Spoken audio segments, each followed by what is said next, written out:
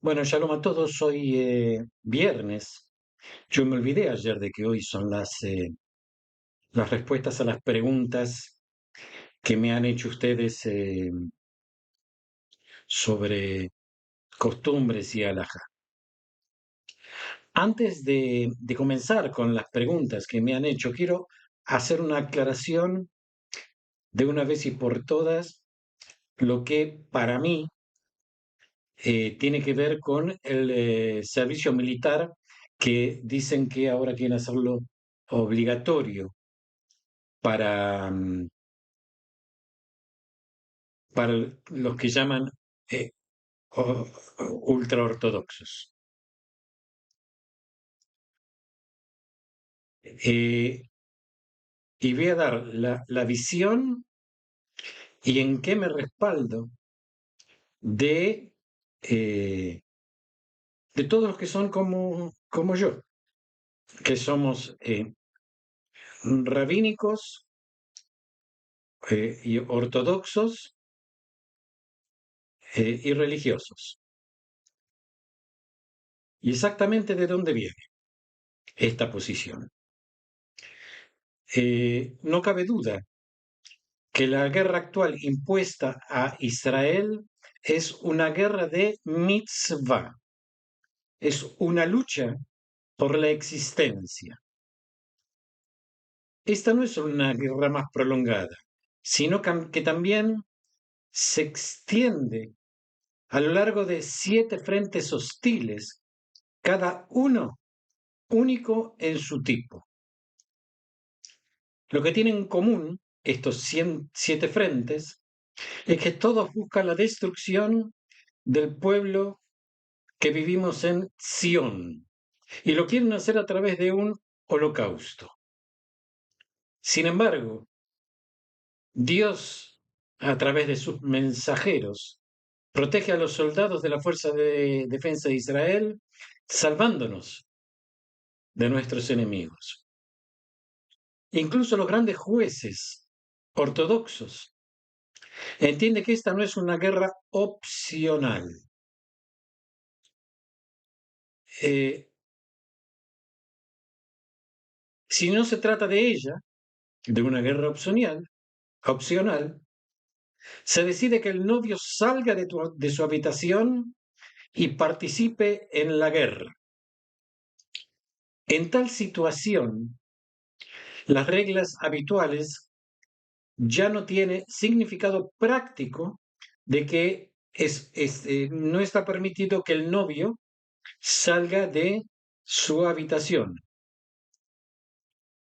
Eh,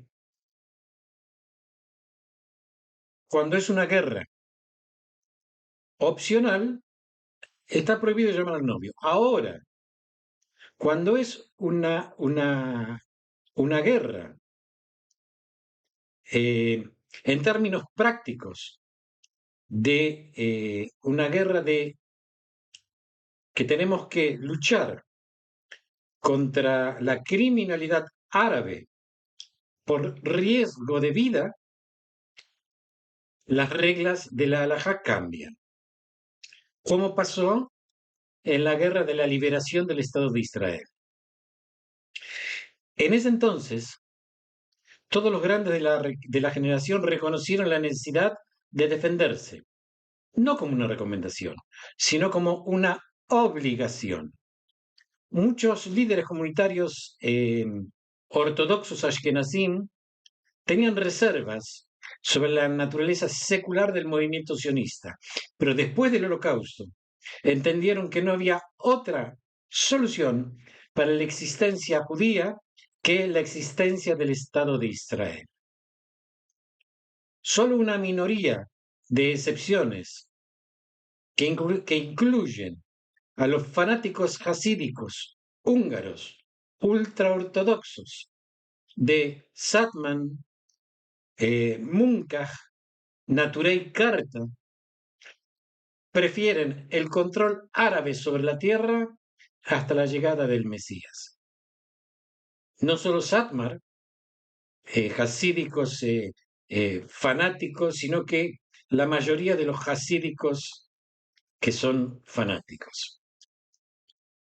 La decisión del rabino Yosef Shlomo Kahneman de izar la bandera del Estado de Israel cada día de la independencia en la yeshiva que él fundó en Bnei Brak, es una práctica que continúa hasta hoy en día, es solo una expresión del apoyo público ortodoxo a la idea de un Estado judío en la tierra de Israel.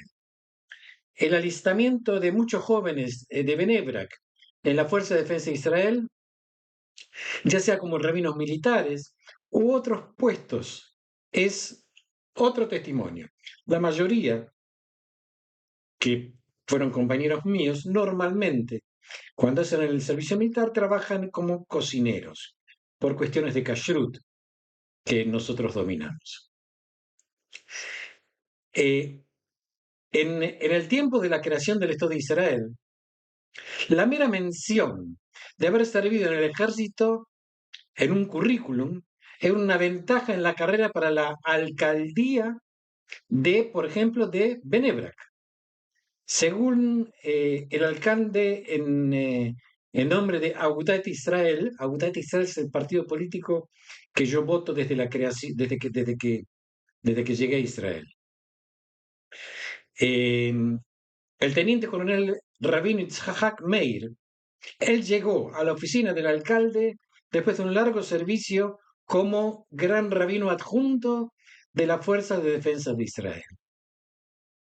La transformación del rechazo al establecimiento del Estado a su apoyo ocurrió a finales de 1940, después de que Ben Gurión se comprometiera a un estatus en que la relación religión-Estado le daría la liberación de 400 estudiantes de yeshivot del servicio militar obligatorio. Evidentemente, después de la terrible matanza que ocurrió en el Holocausto, que demostró que el judaísmo no tiene futuro sin un Estado judío. El investigador Moshe Arnwald, en su libro Los ultraortodoxos en la Guerra de Independencia, dice: tras la decisión de partición de las Naciones Unidas, que suponía el establecimiento del Estado judío en la tierra de Israel, comenzó a surgir un cambio gradual pero rápido e inclusivo revolucionario. En la revista Kesher aclaró: sobre la cuestión del reclutamiento de aquellos que no eran estudiantes de yeshivot, hubo un acuerdo en que se les aplicaba el deber de reclutamiento. Esta era la idea ortodoxa en ese momento. No hay diferencia en lo que piensa Natura y Carta y los hasídicos de Satmar. Es exactamente lo mismo con respecto al Estado de Israel. Es cierto, incluso había entonces rabinos que exigían que los miembros de la yeshivot fueran liberados del servicio militar. Mientras hoy la situación es muy diferente. El ejército no está realmente interesado en reclutar a los que no tienen ninguna intención de hacer el ejército. Y inclusive el ejército está de acuerdo en que el 60% o más de ellos evadan el servicio militar. Ahora bien, rabinos importantes se pronunciaron contra esta liberación, como el rabino Zoint, Zichron Libraja. Dice: nuestros rabinos nos han enseñado que los niños y eruditos de la Torá no están exentos de participar en la mitzvah de la guerra de Eretz Israel cuando hay una amenaza real para el pueblo y la tierra. Los rabinos de Agudat Israel aceptamos esta afirmación y nos unimos en los esfuerzos de guerra. En los anuncios distribuidos por Agudat Israel se decía: En vista de la masacre de sangre que ha rodeado todas las ciudades de Tierra Santa y de Jerusalén, y en vistas de los peligros que se agravan día a día por parte de los opresores, todos los jóvenes de nuestro pueblo, de todos los círculos de asentamientos ortodoxos en Jerusalén, deben venir y levantarse uno por uno para luchar. Ahora bien, en ese momento, ¿quién era más grande que el Hasón Ish? Él escribió una revisión al rabino Abraham Karlitz, Zichrono Libraja, el más grande de los jueces ortodoxos de los años 40 y 50 del siglo pasado, que incluso solía mantenerse alejado totalmente de los temas de actualidad. En el tratado Eruvin escribió: es claro y evidente que para proteger el alma y la salvación del pueblo, cada uno debe acudir a ayudar a su hermano. Cuando se necesita ayuda para lograr la victoria en la guerra y salvar al pueblo de las manos del enemigo, cada uno debe acudir en ayuda de su hermano. De hecho, hubo quienes alrededor del Hasonish se alistaron.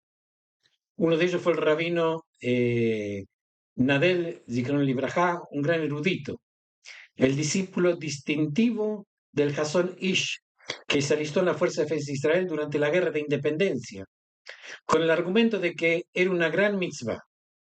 Desertó después del asunto del buque Altalena, con el argumento de que el ejército se había convertido en un arma política.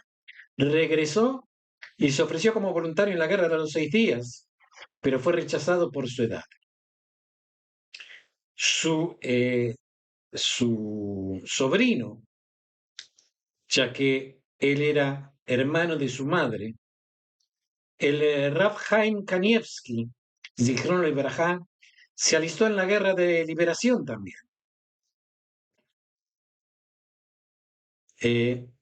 Aunque su contribución a la guerra fue mínima, pero su alistamiento motivó a muchos otros a hacerlo. En su lenguaje conciso, el Rebbe describió los acontecimientos aquellos días.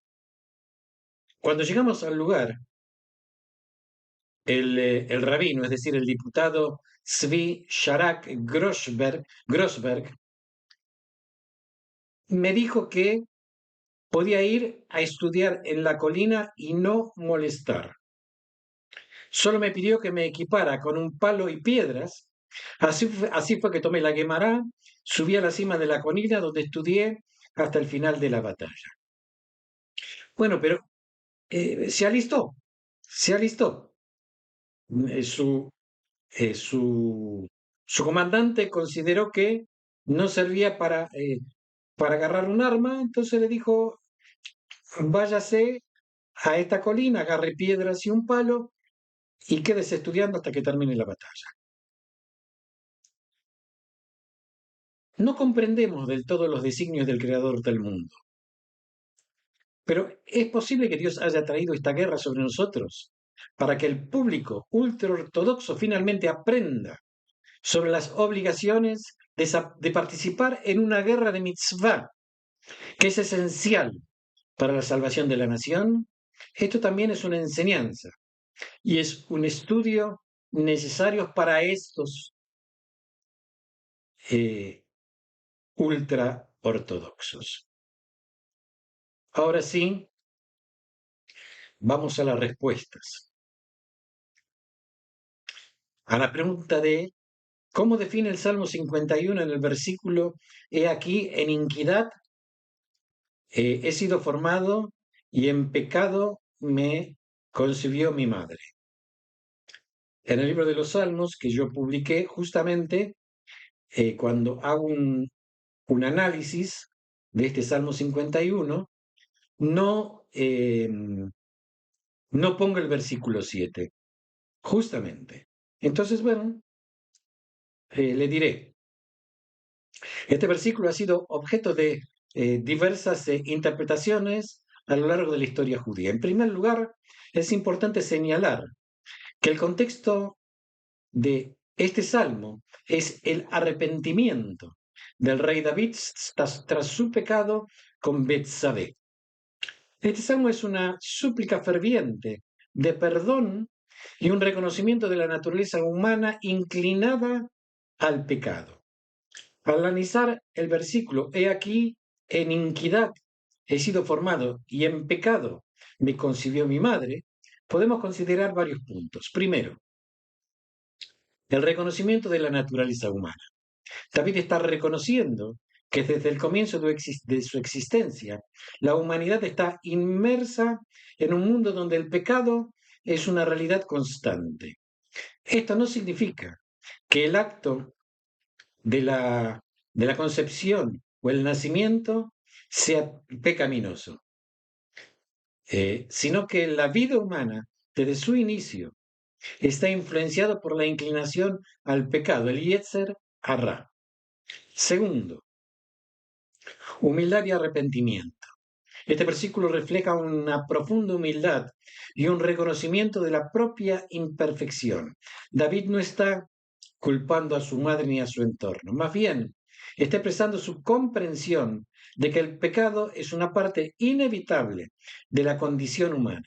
Este reconocimiento es crucial para un arrepentimiento genuino, ya que implica una completa aceptación de la propia responsabilidad y necesidad de la misericordia divina. Tercero, perspectiva rabínica.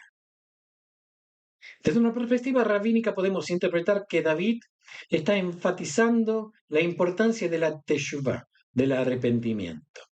A pesar de la inclinación al pecado desde el nacimiento, la capacidad de arrepentimiento y volver a Dios es siempre posible.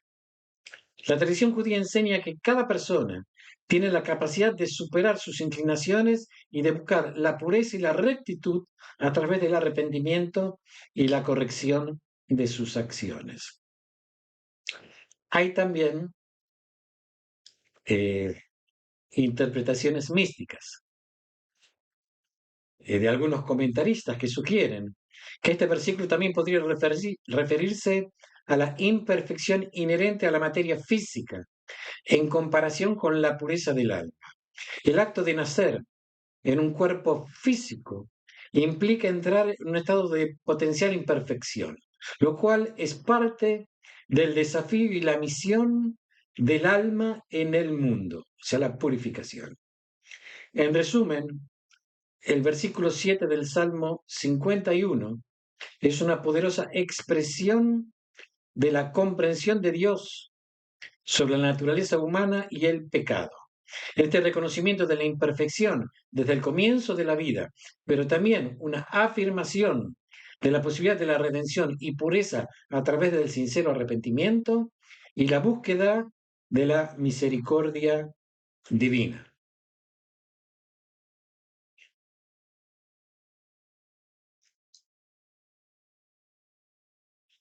Vaya, la siguiente pregunta es un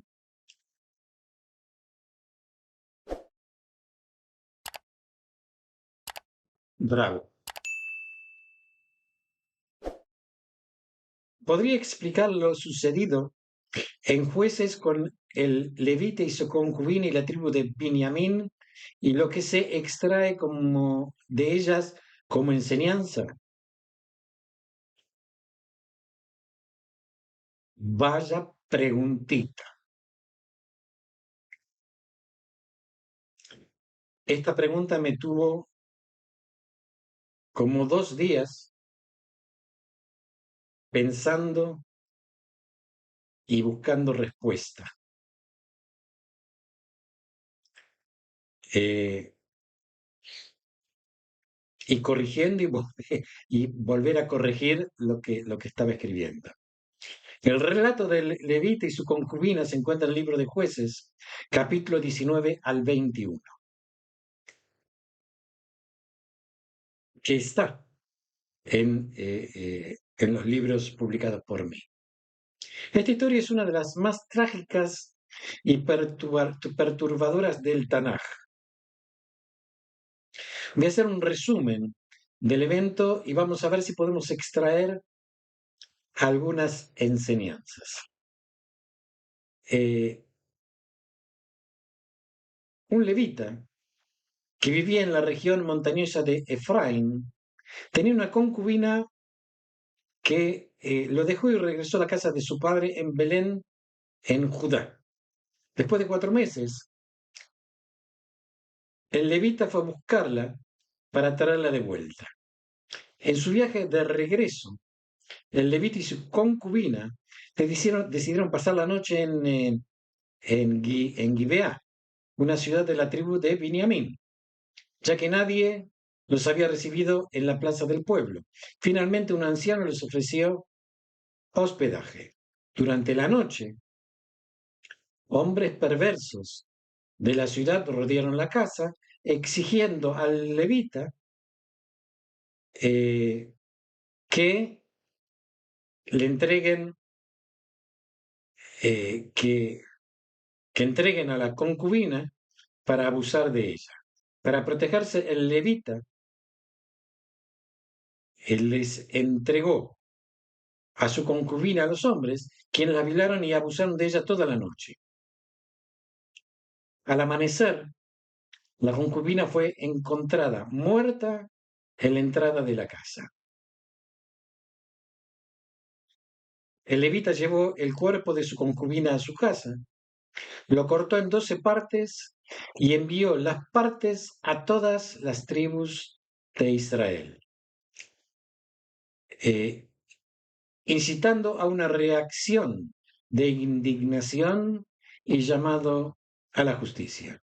Las tribus de Israel se unieron para castigar a la tribu de Benjamín por no entregar a los culpables. Esto llevó a una guerra civil en la que muchas vidas se perdieron y casi toda la tribu de Benjamín fue aniquilada. Después de la guerra, las tribus de Israel lamentaron la casi extinción de Benjamín y buscaron maneras de proporcionar esposas a los hombres de Benjamín que sobrevivieron, asegurando la continuidad de la tribu. Vamos a ver qué enseñanzas y qué reflexiones sacamos de este relato.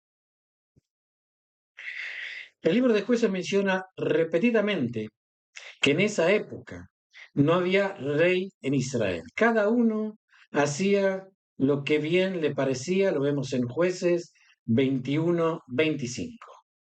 Esta historia ilustra la terrible consecuencia de la anarquía y la falta de un liderazgo moral y judicial. Sin una autoridad central y sin adherencia a la ley divina, la sociedad puede caer en la depravación y en la injusticia. La brutalidad del crimen cometido contra la concubina y la respuesta del levita resaltan la falta de valor por la vida humana en este contexto. Este evento nos enseña la importancia de proteger y respetar la dignidad de cada persona y la necesidad de una justicia que defienda a los más vulnerables. La respuesta de las tribus de Israel muestra un sentido de responsabilidad comunitaria, aunque la manera en que actuaron fue violenta. El hecho de que se unieran para enfrentar una injusticia refleja la importancia de la unidad y la acción colectiva en la búsqueda de justicia. La restauración en la tribu de Benjamín, después de la devastadora guerra, muestra un ejemplo de perdón y reconciliación. A pesar de la gravedad del pecado y el castigo, las tribus de Israel encontraron una manera de restaurar a sus hermanos biniamitas, asegurando la continuación de la nación. Este relato también nos enseña sobre el peligro del ciclo de la violencia. La violencia inicial contra la concubina llevó a una escalada de violencia que casi destruyó una tribu entera.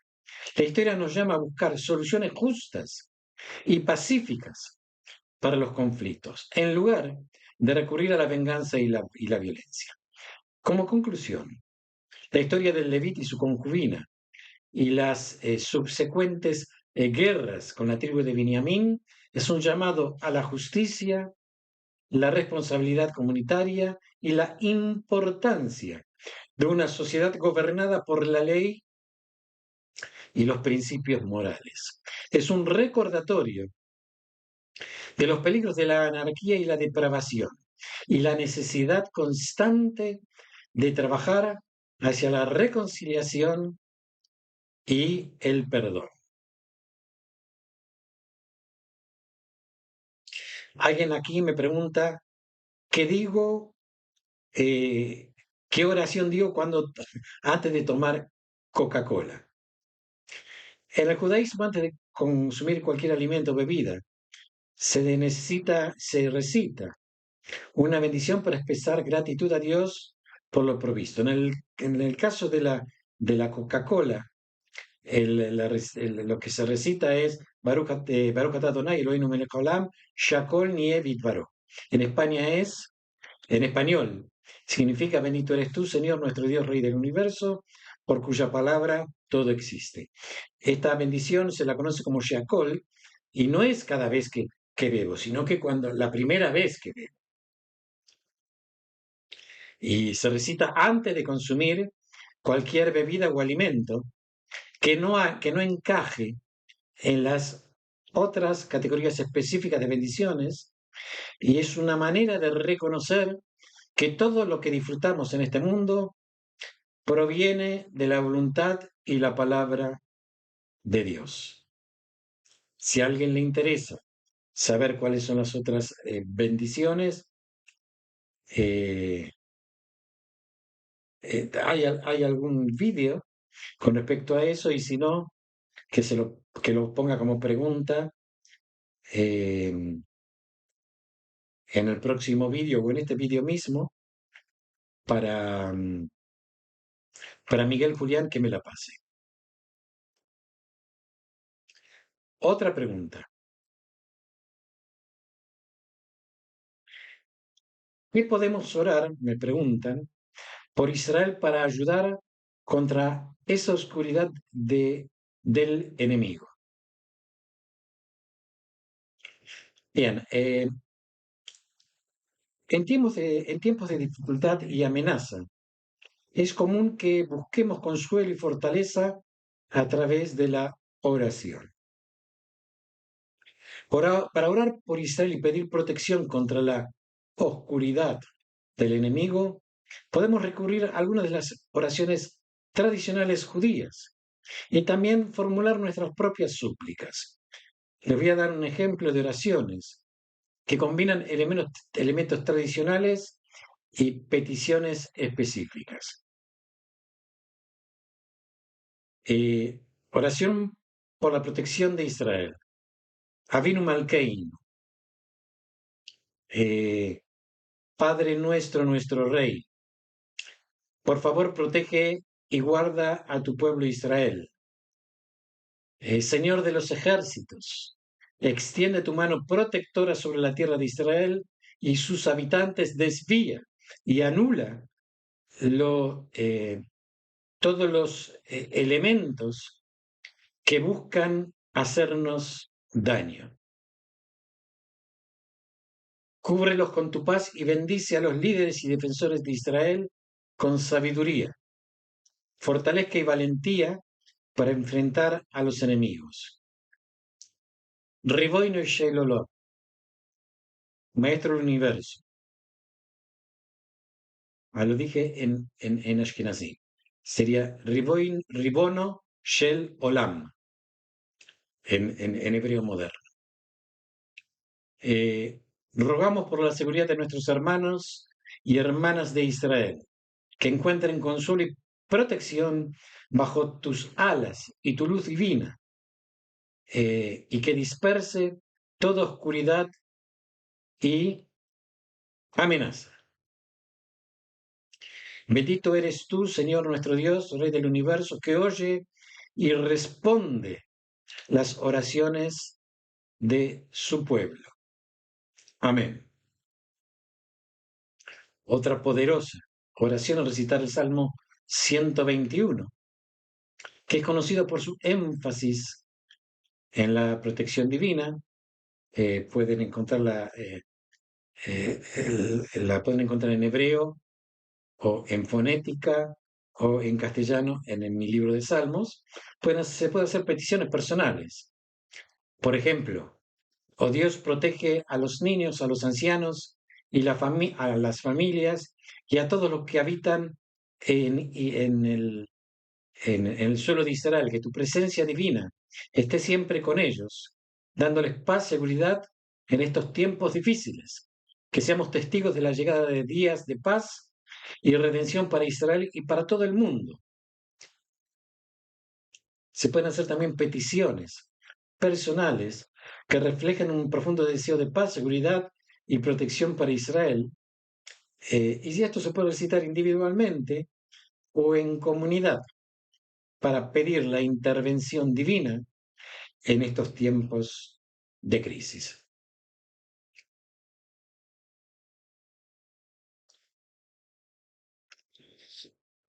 Bueno, yo ya di aquí esta pregunta: ¿cuál es la diferencia entre un judío ortodoxo y un ultraortodoxo? Yo ya di un enfoque más o menos cuando comencé este vídeo.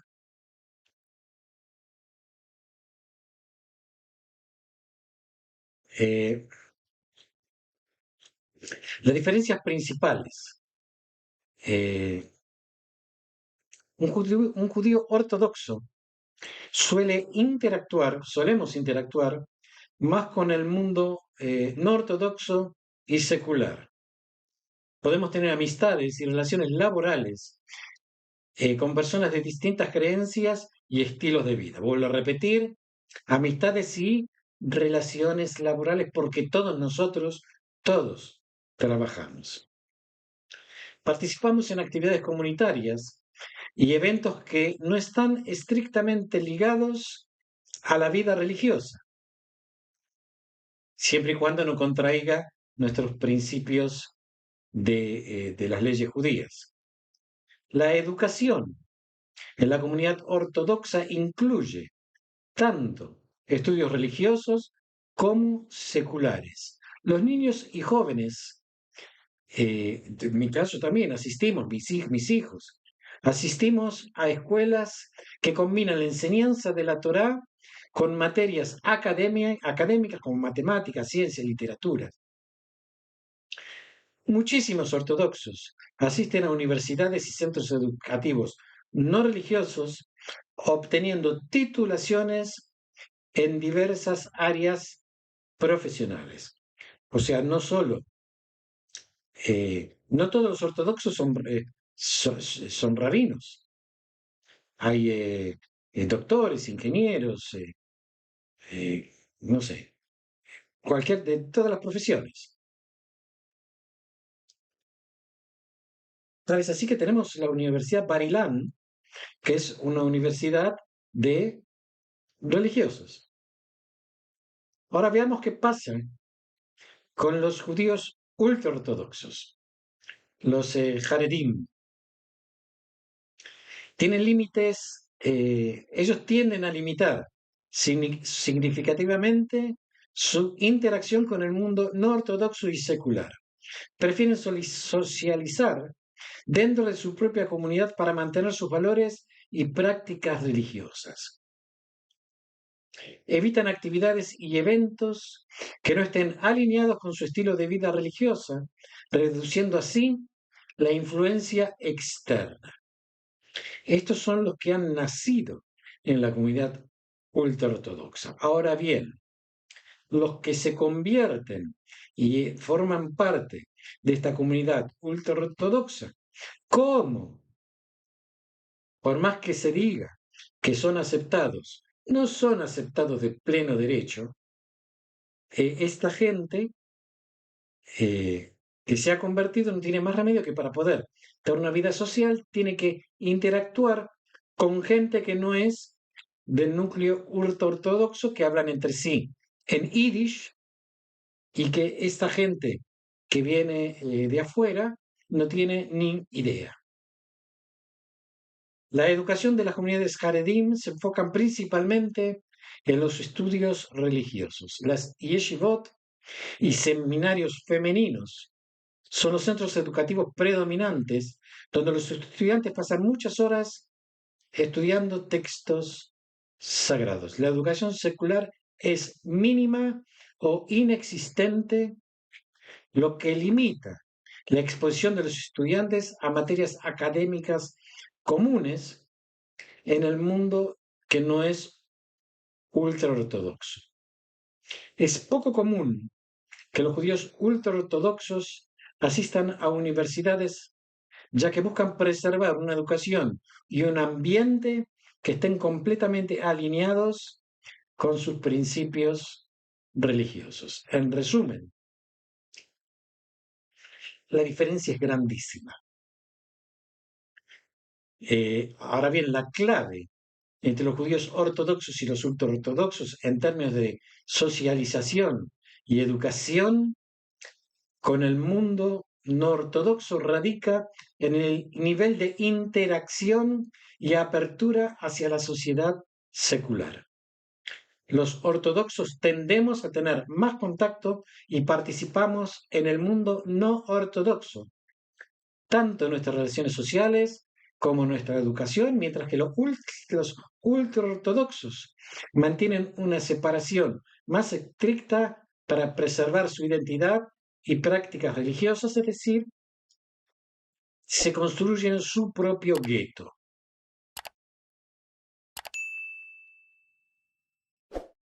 Continuamos. Historia y personajes bíblicos. También una pregunta muy difícil.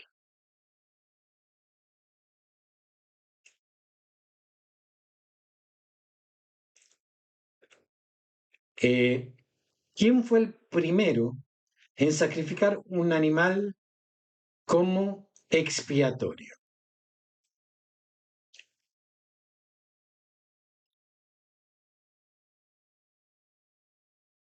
Puedo decir que esto tiene sus raíces en la Torá y lo podemos entender a través de varios episodios y tradiciones.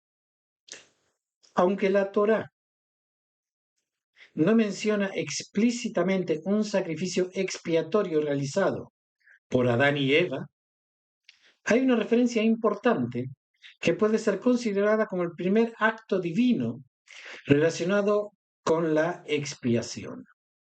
Después de que Adán y Eva pecaron comiendo del árbol del conocimiento del bien y del mal, que ya hablamos de esto en lecciones pasadas, se dieron cuenta de su desnudez y se cubrieron con hojas de higuera.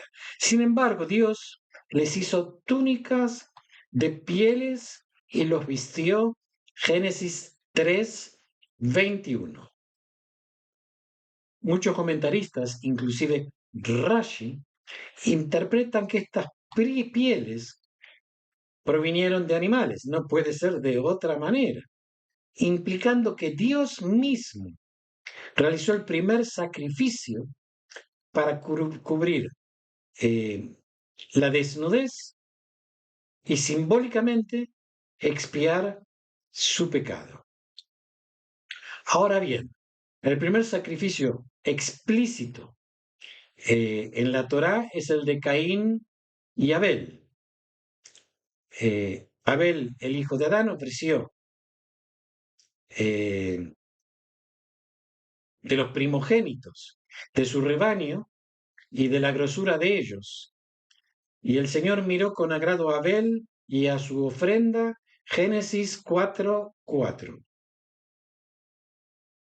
Aunque este sacrificio no se menciona específicamente como expiatorio, se trata del primer registro de un sacrificio animal aceptado por Dios. Después del diluvio, Noé también ofreció sacrificio.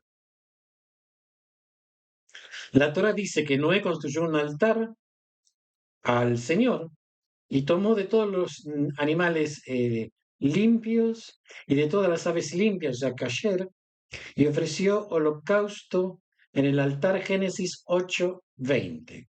Este acto puede ser visto como un sacrificio de agradecimiento y expiación por el mundo renovado y la salvación de su familia. Los patriarcas, Abraham, Isaac y Jacob, también realizaron sacrificios en diversos momentos.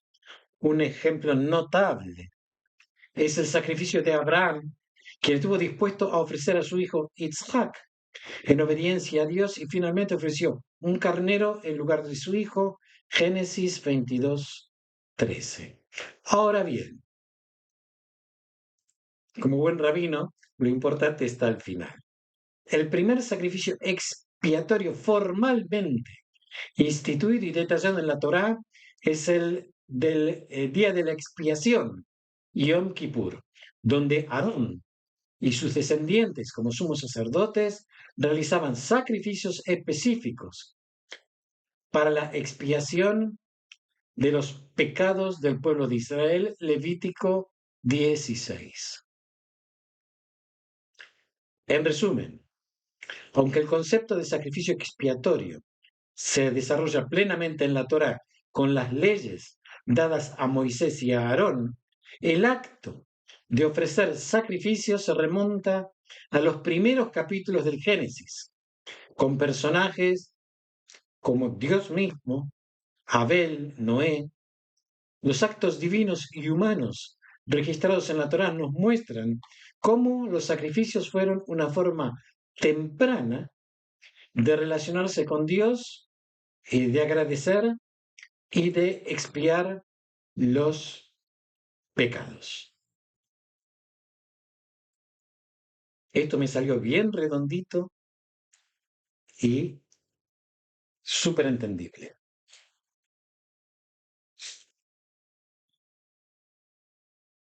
No voy a cortar el vídeo, lo voy a seguir. No tengo ganas de andar editando, así que me acabo de servir Coca-Cola. Voy a tomar Coca-Cola. Voy a hacer la brajá. Baruch atah Adonai Eloheinu melech haolam shakol nihye bidvaro.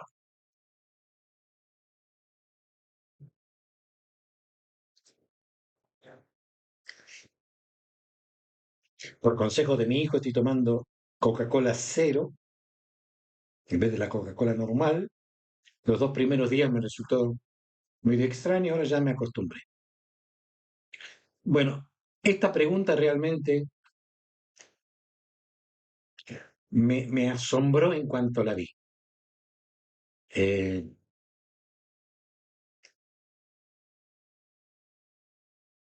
yo- ¿Cómo es que saben? ¿Cómo es que saben? La pregunta que me hacen es, ¿quién fue Shoshani?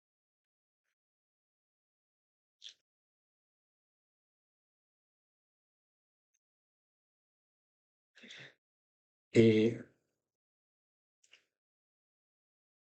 Realmente hay que saber mucho, mucho para hacer esta pregunta. Me tuve que ir con mi memoria 45 años atrás. Shoshani, también conocido como Monsieur Chouchani, fue un ser misterioso, un erudito judío, cuyo verdadero nombre y su origen es exacto no se conocen. Vivió durante el siglo XX y dejó una profunda impresión en sus estudiantes y contemporáneos por su gran conocimiento dentro de muchas disciplinas, incluyendo la Torá, el Talmud, la filosofía, las matemáticas, las ciencias. Se cree que que Shoshani nació alrededor del 1895, pero su verdadero nombre y detalles sobre su vida personal es un total misterio. Algunos lo identifican con diferentes nombres, con diferentes teorías, pero no existe un consenso claro. Shoshani llevó una vida nómada, viajando por diversos países, incluyendo Francia, Israel, Sudamérica. A menudo vivía en condiciones de pobreza y parecía que era totalmente indiferente a las comodidades materiales. A pesar de su estilo de vida errante y su apariencia descuidada, Shoshani era conocido por su conocimiento enciclopédico. Podía citar de memoria textos extensos de la Torá, del Talmud y otros escritos judíos, así como de obras filosóficas y científicas. A lo largo de su vida, Shoshani enseñó a numerosos estudiantes, muchos de los cuales se convirtieron en figuras prominentes. Entre sus estudiantes más notables se encuentra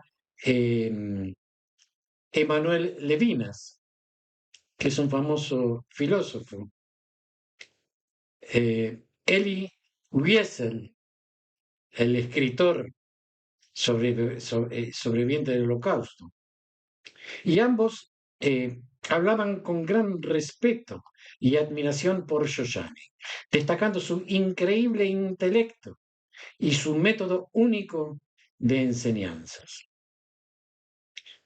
ya que él era conocido por su estilo de enseñanza provocativo y desafiante. No daba respuestas fáciles y a menudo hacía preguntas complejas que incitaban a sus estudiantes a pensar profundamente y a explorar por sí mismos. Esto me recuerda a algo. Aunque no dejaron muchos escritos, la influencia de Shoshani se manifiesta a través de las obras y pensamientos de sus estudiantes. Su enfoque interdisciplinario y su capacidad para conectar diferentes campos del conocimiento han inspirado a muchos a seguir explorando y cuestionando. Ahí está el secreto. La figura de Shoshani sigue siendo objeto de fascinación y especulación. Su vida envuelta en misterio, su vasto conocimiento ha creado una especie de leyenda a su alrededor, convirtiéndolo en un enigma perdurable en la historia judía contemporánea. En resumen, Shoshani fue un erudito judío singular y enigmático, cuyo impacto se siente principalmente a través de los testimonios de sus estudiantes y la influencia que ejerció sobre ellos. Su vida y su obra son un recordatorio del poder del conocimiento y de la enseñanza y del cómo un individuo, a pesar de vivir en el anonimato, puede dejar una huella indeleble en el mundo. Realmente hermosa pregunta. Jamás se me hubiese ocurrido, por mi cuenta, hablar sobre Shoshani. Bueno, para terminar, una última pregunta del día de hoy, y es sobre costumbres y leyes religiosas. ¿Por qué? La pregunta es, eh, una pregunta que está en el rezo de la mañana, donde los hombres agradecen a Dios haberlos hechos varones, eh,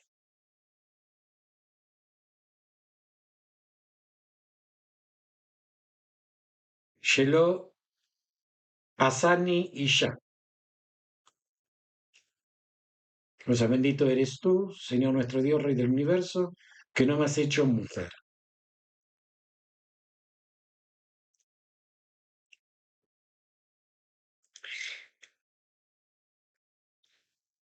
Esta es una pregunta que me la han hecho muchísimas veces, ya que hay una muy antigua mala interpretación sobre esta cuestión.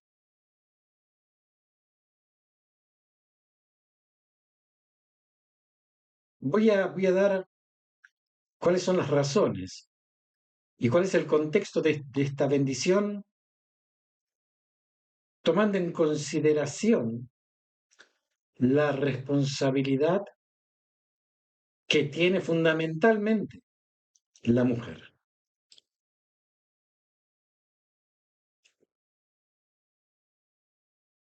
El contexto de la bendición, en el contexto de la bendición, hay en la ley judía, en la halajá, hay preceptos que son obligatorios solo para los hombres y no para las mujeres. Eso no significa que está prohibido que la mujer la haga, sino que no necesita hacerlos. Ahora bien, también la ley judía dice, Kol yeter ze kemojoser, o sea, todo lo que exceda tiene la ley de falta. Esto se puede tratar en otro momento.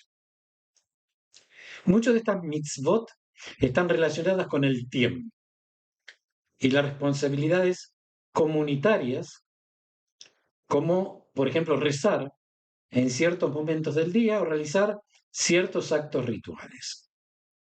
La bendición de que no me has hecho mujer se interpreta en el contexto de agradecer a Dios por la oportunidad y la responsabilidad adicional que tenemos los hombres de cumplir más mitzvot. Es una expresión de gratitud por la posibilidad de servir a Dios de manera específica, que son obligatorias para los hombres. En la tradición judía, la mujer tiene un rol crucial en la educación y crianza de los hijos. Este papel es altamente valorado y considerado esencial para la transmisión de la fe y también los valores judíos. La madre es vista como la primera educadora y formadora del carácter de los niños. La mujer tradicionalmente tiene la responsabilidad también de cuidar el hogar, lo cual incluye amplia gama de tareas, desde la preparación de los alimentos kasher, mantener la pureza de la familia, Taharata Mishpajá, y asegurar que el hogar sea un lugar de paz y santidad. Aunque hay mitzvot de las que están exentas las mujeres, ellas tienen sus propias mitzvot importantes, como por ejemplo, encender las velas de Shabbat, separar el, la jalá de la masa, observar las leyes de la pureza familiar. Estas mitzvot son vitales para la vida judía y la continuidad de la tradición.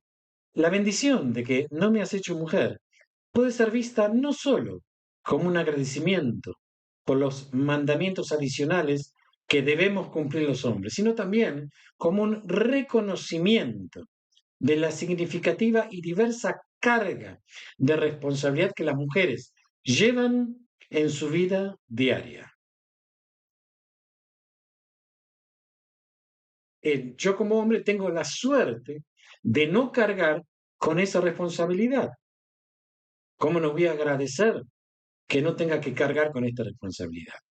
Las tareas de la mujer, aunque diferentes, son igualmente fundamentales para la vida y la continuidad del pueblo judío. En el judaísmo se entiende que el rol del hombre y de la mujer son complementarios. Ambos géneros tienen diferentes mitzvot y responsabilidades, y juntos contribuyen a la construcción de un hogar y una comunidad fuerte y santificada. La dedicación de la mujer a sus tareas diarias, incluyendo la educación de los hijos y el mantenimiento del hogar, es profundamente valorada en la tradición judía. Estas responsabilidades, aunque pueden no ser formalmente mitzvot temporales, son esenciales para la vida judía y son reconocidas como actos de gran devoción y santidad. En resumen, la bendición que no me has hecho mujer se centra en el agradecimiento por un lado, por la oportunidad de cumplir ciertos mandamientos específicos que son obligatorios de los hombres. Sin embargo, es crucial entender esta bendición en el contexto de la apreciación y el reconocimiento de las numerosas y vitales responsabilidades que las mujeres asumen en el hogar y en la educación de nuestros hijos. En la visión judía, ambos roles, aunque diferentes, son igualmente importantes y complementarios, y juntos formamos el tejido de una vida judía rica y significativa. Bueno, shalom a todos, Shabbat shalom, y nos seguimos viendo si Dios quiere.